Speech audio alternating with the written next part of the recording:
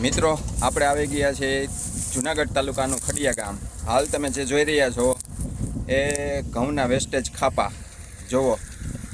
આ એમ સમજો ને કે લગભગ 15 વીઘા જેવું છે।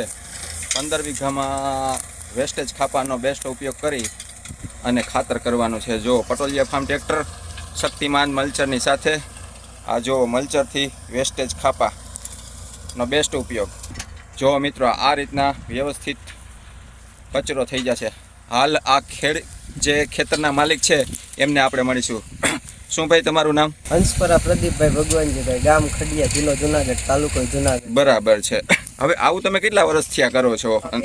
3 વર્ષ। આ 3 વર્ષ થયા। અને આ મલ્ચરનો ઉપયોગ તમે કેટલી વાર કર્યો? આ મલ્ચરનો પહેલી વાર કરો છો। હવે તમે દર વખતે કરતા એના કરતા આ વખતે તમને કામ કેવું લાગ્યું આનું? આનું કામ બહુ ખૂબ સરસ લાગ્યું। બરાબર છે। અને આનો બેનિફિટ તમને શું થાય છે? દેશી ખાતરની જગ્યાએ દેશી ખાતરની જગ્યાએ આનું ખાતર બહુ સારું થાય છે। બરાબર છે। ટૂંકમાં આના જેટલું ખાતર દેશી આપણે નાખી ના શકીએ, બરાબર ને? બરાબર, ધન્યવાદ।